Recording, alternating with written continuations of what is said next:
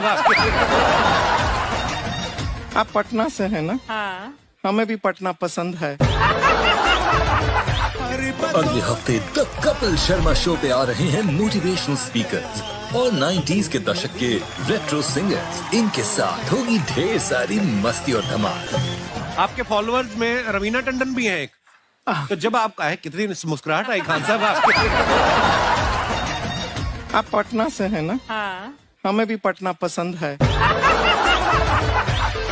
Sir का एक video देखा जिसमें ये गर्लफ्रेंड बॉयफ्रेंड की बातें कर रहे थे। गुस्ताखी माफ सर, आपको ये स्टूडेंट होने का एक्सपीरियंस है या कभी मोहब्बत में भी पड़े हैं? कपिल आज बहुत लिबर्टी ले रहे हैं। कितने लोगों की लाइफ में प्रॉब्लम है यहाँ पे।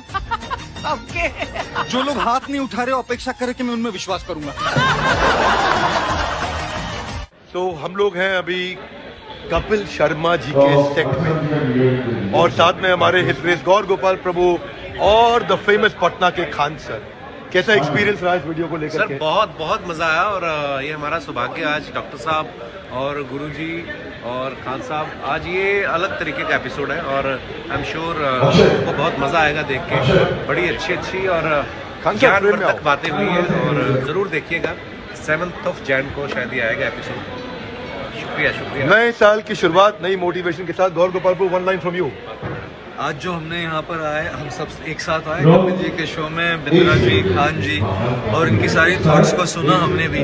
और डेफिनेटली ये थॉट्स और जो एपिसोड में जो कंटेंट है आपकी लाइफ बदल देगा नए साल। जी कैसे आप सारे के सारे लोग, तो हम आप किसके साथ है बताने की जरूरत नहीं, मैं नहीं बताऊंगा किसके साथ है। प्रभु जी हमारे साथ है और हमारे साथ में खान सर है। खान सर तो जो काम कर रहे हैं आप लोग को पता है। आज हम तीनों कहाँ पे आए थे प्रभु जी? May be from your lotus mouth. आज हम तीनों आए थे स्पीकर्स और 90s के दशक के रेट्रो सिंगर्स। इनके साथ अभी छिलका उतारा किसी ने ना। आपके फॉलोअर्स में रवीना टंडन भी है एक। तो जब आप आए कितनी मुस्कुराहट आई खान साहब आपके। आप पटना से हैं ना? हाँ। हमें भी पटना पसंद है।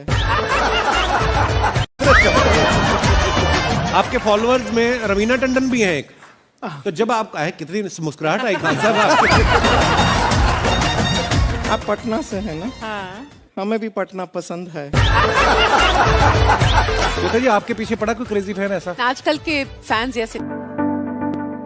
आप में से कितने लोग हैं जो बहुत एक्साइटेड हैं आज के सेशन को लेकर के? तो अब मैं जैसे ही आपको नाम बताऊंगा उनका, जो हमारे आज के गेस्ट हैं, तो आपका जो एक्साइटमेंट लेवल है वो और बढ़ जाएगा। ये बताने से पहले कि गेस्ट कौन है, मैं आपको थोड़ा सा बताता हूं यूट्यूब के बारे में। यूट्यूब में क्या है कि पूरे वर्ल्ड की अगर बात करी जाए तो करोड़ों चैनल्स हैं जो अलग अलग जॉनर्स में हैं, अलग अलग कैटेगरीज में हैं। उसमें से 2 बड़ी कैटेगरीज हैं, मोटिवेशन और एजुकेशन। पूरे वर्ल्ड में जो वर्ल्ड का नंबर 1 मोटिवेशन चैनल है वो मेरा है, और जो वर्ल्ड का नंबर 1 एजुकेशन चैनल है किसी इंडिपेंडेंट क्रिएटर का, वो उनका है, जो कि हमारे गेस्ट हैं। उनके 17 मिलियन से ज्यादा सब्सक्राइबर्स हैं। Please give an energetic and warm welcome to the one and only Khan sir.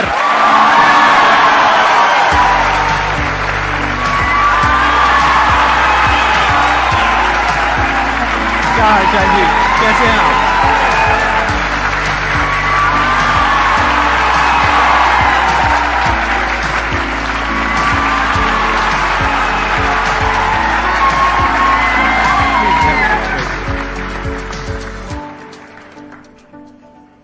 इससे पहले कि ऑडियंस आपसे कुछ पूछे या इंटरेक्ट करे, मेरे माइंड में एक क्वेश्चन है आपके लिए जी। जो बच्चे हैं वो आपके इतने दीवाने क्यों हैं, इतने पागल क्यों हैं आपके पीछे? मतलब मेरे कमेंट सेक्शन में भरा पड़ा था, खान सर कब आएंगे, खान सर कब आएंगे। मतलब ऐसा क्या जादू कर दिया आपने बच्चों के ऊपर? ये सवाल हम आपसे भी पूछते हैं, हमारे पे भी इतना कमेंट आया, इतना। मेरे तो ऑफिस में लोग चले आए कि सर कब जा रहे हैं। अच्छा। क्योंकि हम लोग का तो एग्जैक्ट है, वही पढ़ाना है। हाँ। तो देखिए, हम लोग का मेन है कि बच्चों को जो जरूरत रहती है कि अगर लड़का पढ़ने आ रहा है ना, उसके मन में कोई डाउट ना रह जाए। हम उसको कहते हैं कि हम तुम्हें पढ़ा रहे हैं, दम है तो भूल के दिखाओ, याद करके नहीं।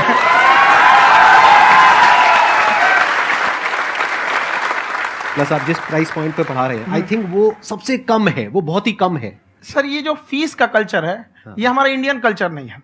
हमारा इंडियन कल्चर गुरु दक्षिणा है, उस हिसाब से वो सही है।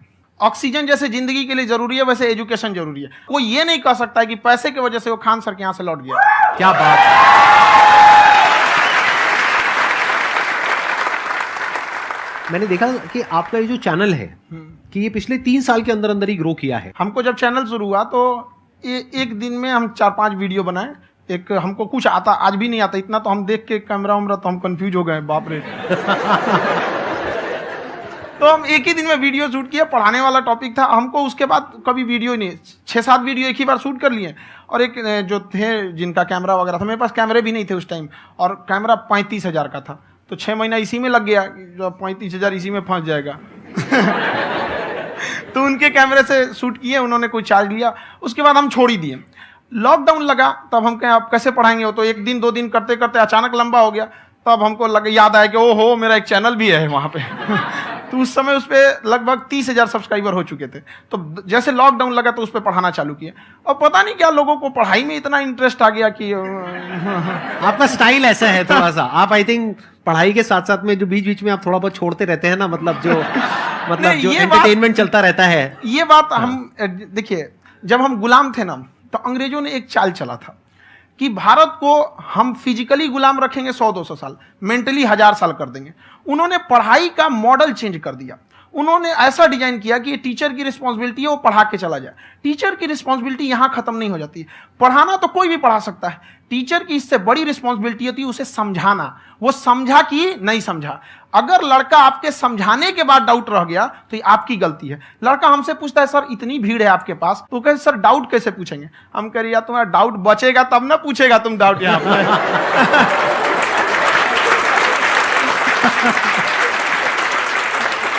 कॉन्फिडेंस नेक्स्ट लेवल है खान सर का, मानना पड़ेगा। और शायद यही वजह है इनकी जो ग्रोथ है उसका।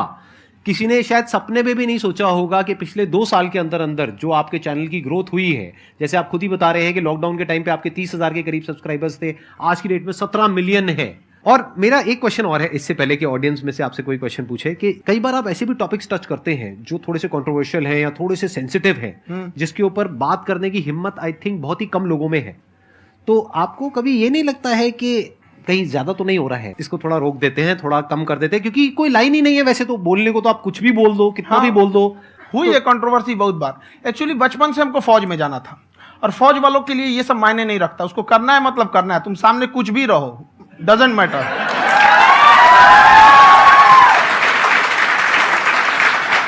और मैंने YouTube पे देखा कुछ वीडियोस में कि आपका जो इंस्टीट्यूट है वहां पर आज से कुछ साल पहले कुछ बम गिरे थे। कुछ गिरे थे, कुछ तो बहुत सॉलिड जगह गिरा था, फटा नहीं वो।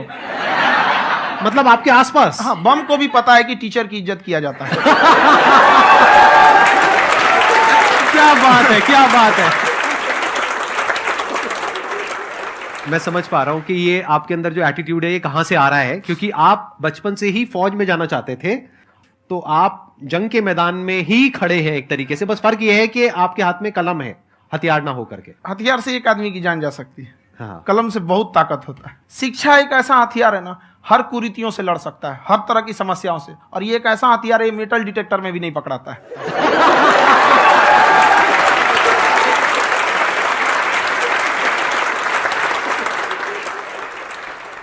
मेरा क्वेश्चन ये है कि अभी प्राइवेट ऑर्गेनाइजेशंस में पीटने का, पनिशमेंट का ये सिस्टम जो है खत्म हो गया है। हम आपके वीडियो में देखे हैं सर कि आप एक बड़ा सा रोल रखे रहते हैं, पुलिस वाला लाठी है वो, पुलिस वाला लाठी है, और स्टेज पे बुला के बच्चों को उसी से धुनाई शुरू कर देते हैं मस्त एकदम से, है ना। तो सर मतलब कि बच्चे मतलब कि डरते नहीं हैं आपसे, और इस तरीके से कैसे कनेक्टेड हैं आपसे, है ना। और एक और क्वेश्चन सर, यूपीएससी का जो आप अपना बैच स्टार्ट करने वाले हैं, ठीक है, उसके बारे में बताइए सर, क्योंकि मुझे मतलब कुछ इशू करना है सर, ठीक है। और संदीप सर को देख लिए, मेरा तो वैसे ही हो जाना है।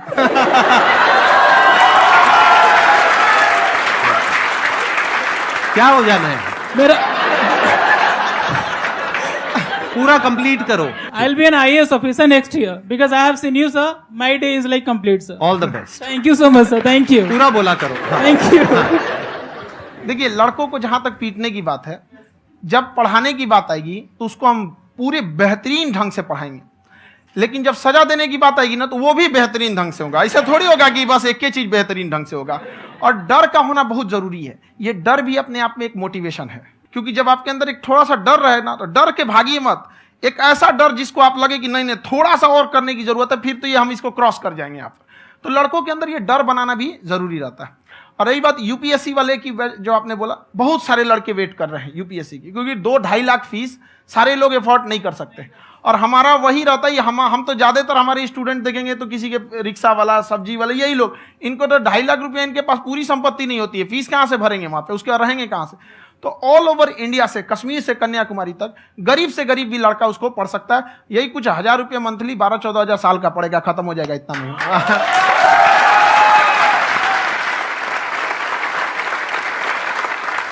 ये जो डंडे वाली बात इन्होंने कही, ये सच है? मतलब आप सच में एक डंडा रखते हो? पुलिस का ही है वो। और मारते हो? हाँ। कि मतलब अगर कोई लड़की छेड़ता है या ऐसा कोई भी उल्टा पुल्टा काम पढ़ाई करता है, लिखाई कुछ भी गलती करेंगे तो पिटाएंगे वो यहाँ पे, कैमरे पे, ऑन कैमरा, जैसा भी रहे, कुछ भी पिटाना तो उनको फिक्स है।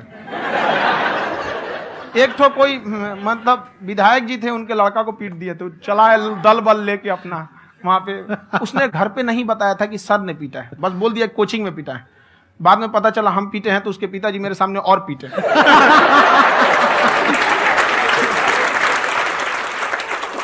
सर आपका सबसे बड़ा डर क्या है, आप दोनों का?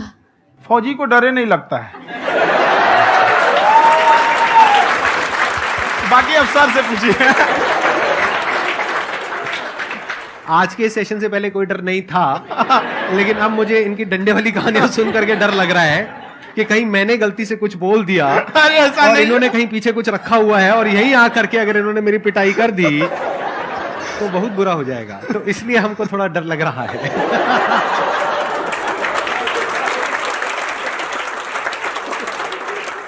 आपकी डेली कितने घंटे क्लासेस होती हैं?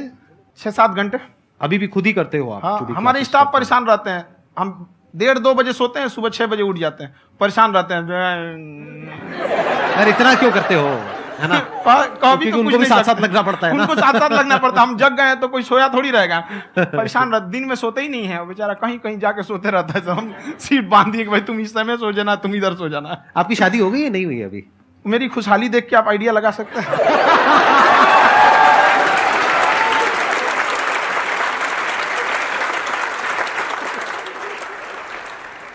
First of all I would like to say sir thank you so much to you and to your team कि आपने मुझे यहाँ आने का मौका दिया। एंड सर अब तक मैंने आपको सिर्फ फ़ोन या लैपटॉप में ही देखा है दोनों को, आज फर्स्ट टाइम लाइव देख रही हूँ तो बहुत अच्छा लग रहा है।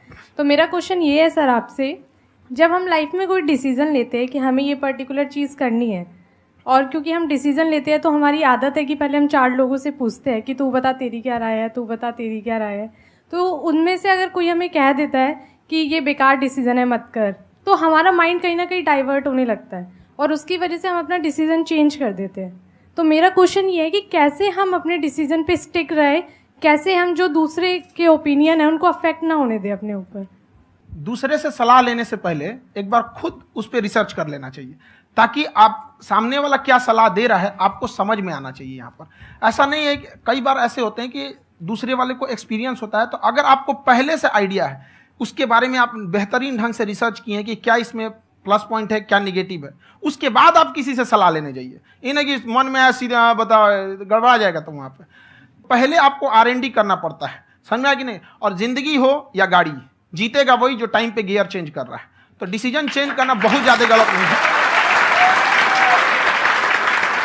इन्होंने बहुत अच्छी बात कही है और मैं इसी बात में थोड़ा सा और ऐड ऑन करूंगा कि ये जो आपने कहा ना कि अपने डिसीजन पे स्टिक कैसे रहें, ये कोई अच्छी क्वालिटी नहीं है, क्योंकि टाइम टू टाइम आपको अपने डिसीजंस को चेंज करना होता है। जैसे आपने 4 लोगों से डिस्कस किया, कोई इंसान कुछ पॉजिटिव बोल रहा है, कोई नेगेटिव बोल रहा है, उससे फर्क नहीं पड़ना चाहिए। डिपेंड ये करता है कि वो जो बोल रहा है उसका बेसिस क्या है, क्या वो किसी नॉलेज या एक्सपीरियंस के बेस पे बोल रहा है या ऐसे ही कुछ भी बोल रहा है। ऐसे ही बोल रहा है तो फिर उसकी बात पे ध्यान क्यों दे रहे हो।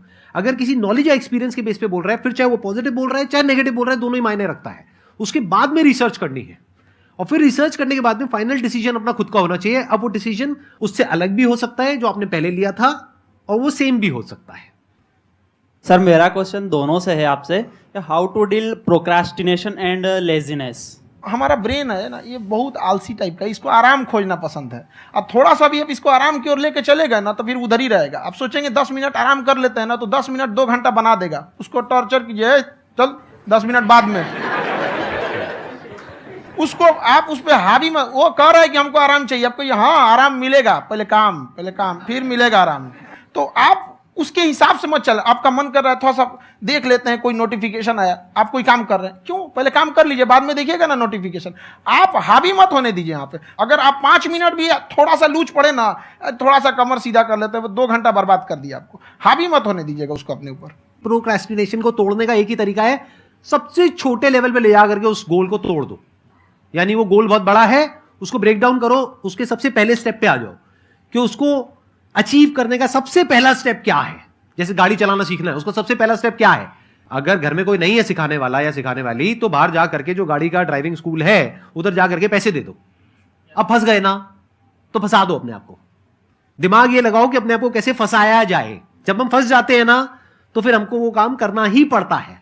Then there is no looking back. जब तक आप सोच रहे हो तब तक सोच रहे हो, उसको बोलते हैं पैरालिसिस ऑफ एनालिसिस, कि आप सोचते चले जा रहे हो अपने माइंड में, मैं ये करूंगा, वो करूंगा, वो करूंगा, वो करूंगा, और प्रोक्रेस्टिनेट हो रहा है, वो चीज टलती चली जा रही है। तो उसको छोटे से छोटे लेवल पे ब्रेक डाउन करके उसको कर दो, दैट इज नंबर 1। और जैसे ही करना शुरू करते हो, कोशिश करो कि उसको जब तक कि आप सही से नहीं कर लेते हो, उसको छोड़ना नहीं है, तो आपकी लेजीनेस भी खत्म हो जाएगी। कई लोगों को तो हमने देखा जो सप्ताह में कुछ भी नहीं करता, वो भी संडे को आराम कर रहा है।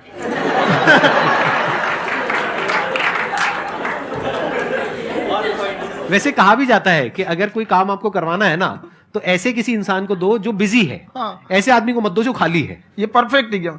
किसी को भी आप देखिएगा जिसको आप कहते हैं कि मतलब थोड़ा ठीक ठाक आप समझते हैं कि नहीं ये बहुत आगे निकल, वो एक काम को खत्म करने के बाद कभी आराम नहीं करेगा। एक काम खत्म हुआ उसको लगेगा हाँ एक खत्म हो गया, अब दूसरा करना चाहिए। और वही जिसको देखिएगा एक खत्म हो गया और आराम करना चाहिए, कभी नहीं, लाइफ में आखिरी सांस तक। सर यहाँ पे सब हिंदी में पूछते हैं, इंग्लिश में पूछते हैं, मैं भोजपुरी में पूछूं? जौन भाषा ठीक लगे तोने में पूछ दो। हाँ सर।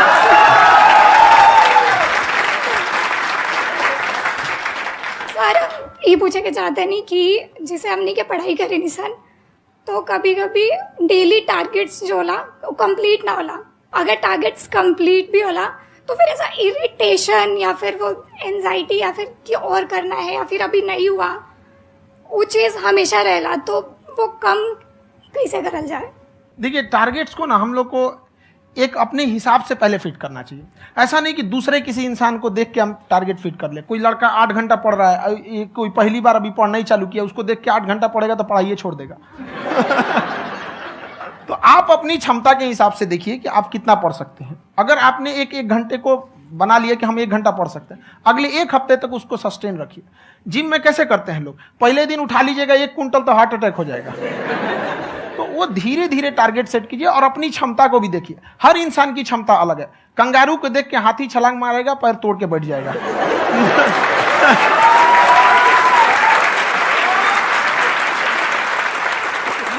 अब संदीप सर का मोटिवेशन देख के इसका मतलब क्या कि ट्रेन के आगे खड़ा हो जाएंगे, ढकेल देंगे तुमको। हालांकि ऐसा कर देते हैं, लेकिन ऐसा करिएगा लोग नहीं, क्षमता पता होना चाहिए। आपके अंदर एंजाइटी हो रही है कि मैंने कर तो लिया है। आप ये नहीं कह रहे कि मैंने कुछ भी नहीं किया है फिर मेरे को एंजाइटी हो रही है। आप ये कह रहे हो मैंने काफी कुछ कर लिया है फिर भी एंजाइटी हो रही है कि कहीं कुछ छूट तो नहीं गया है। तो बेसिकली आपको ये देखना है कि अगर आपके अंदर ये एंजाइटी हो रही है, that means you are a very good student. आप एक अच्छे स्टूडेंट हो। क्यों? क्योंकि बहुत सारे स्टूडेंट्स तो ऐसे हैं उनको पढ़ने के नाम से एंजाइटी होती है। तो आपको एंजाइटी हो रही है कि मैंने पढ़ लिया, दिन में मानो 8 घंटे का आपने टारगेट सेट किया और 6 घंटे पढ़ लिया, या मान लो 8 घंटे भी पढ़ लिया, फिर भी एंजाइटी हो रही है कि मैंने 10 घंटे नहीं पढ़ा। तो ये तो अच्छी क्वालिटी है ना, ये तो एक ब्रिलियंट स्टूडेंट की क्वालिटी है। क्योंकि एंजाइटी उसी को होती है जो केयर करता है, जिसको परवाह है, उसी की तो एंजाइटी होती है। जैसे माँ को अपने बच्चे की, जैसे एक माँ को अपने बच्चे के, जैसे एक माँ को अपने बच्चे को लेकर के एंजाइटी होती है। हंस लो मजाक उड़ा लो मेरा। कोई बात नहीं, एडिट कर देंगे इसको हम। हाँ।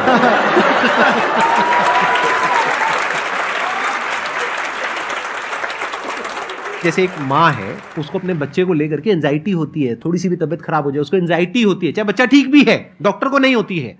क्यों? क्योंकि माँ को उस बच्चे से प्यार है। तो दैट मीन्स कि आप अपनी पढ़ाई को लेकर के सीरियस हो, इस वजह से आपके अंदर एंजाइटी हो रही है, विच इज नॉर्मल। जहां पर प्यार मोहब्बत होती है वहां पर थोड़ी बहुत एंजाइटी तो होती ही है ना। समझ रहे हो ना मैं क्या कहना चाह रहा हूं? आप लोग समझ रहे हो ना मैं कहां जा रहा हूं? जब वो किसी और से बात करती है तो एंजाइटी होती है ना।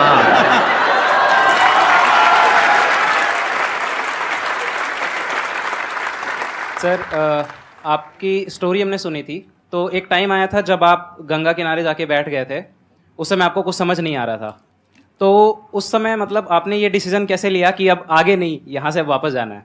रास्ता ही नहीं था।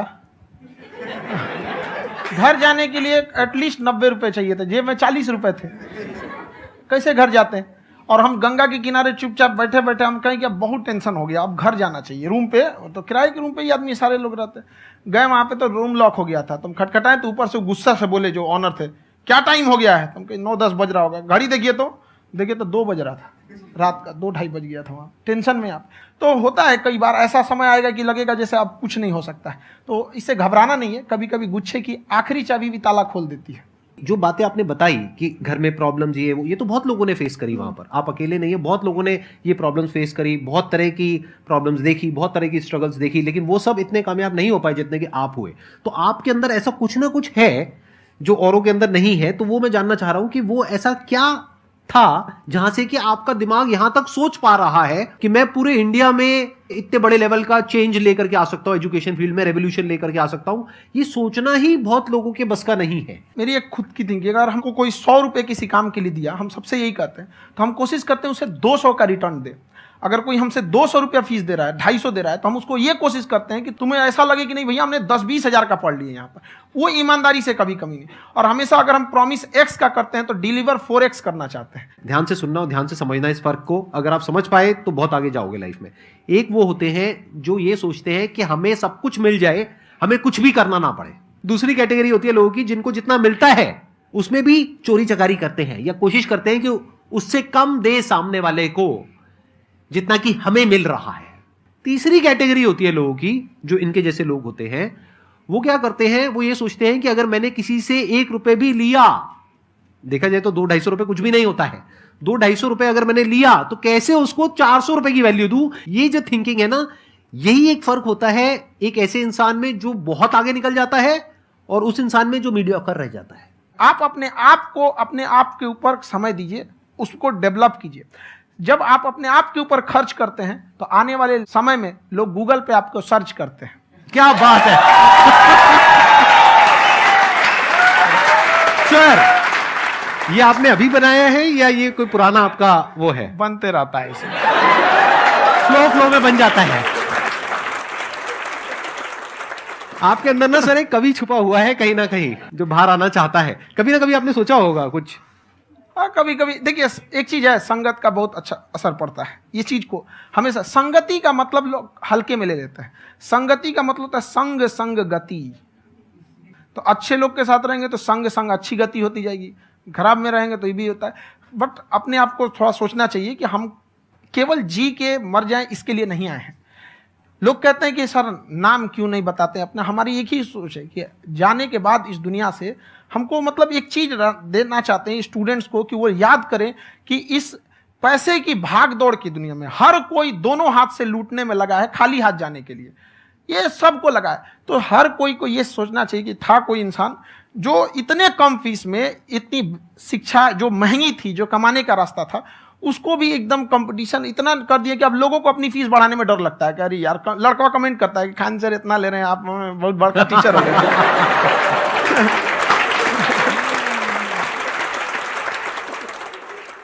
खान सर की एक क्लिप है, ये समय और समझदारी में बहुत फ़र्क होता है। अगर समय रहते समझदारी आ गई तो इंसान कामयाब हो गया, लेकिन अगर समय चला गया फिर समझदारी आई फिर तो बेकार है। तो सर मतलब कुछ आपको ऐसी चीज़ लाना चाहिए जो मतलब बच्चों जो तैयार हो रहे हैं उनको ये चीज़ें मतलब एंड टाइम पे दिखे। समझ रहे हैं आप मेरी बात? नहीं समझ?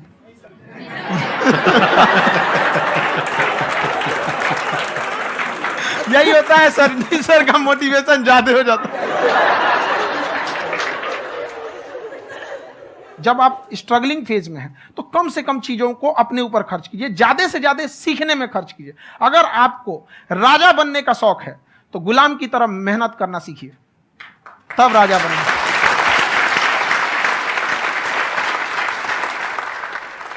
ये दुख, ये दर्द, ये सब तेरे अंदर है। तू अपने बनाए इस पिजड़े से बाहर निकल के देख, तू अपने आप में एक सिकंदर है।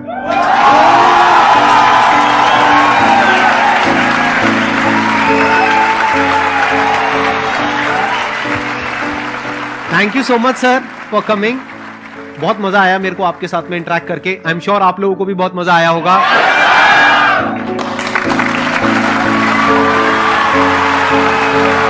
Thank you so much ji.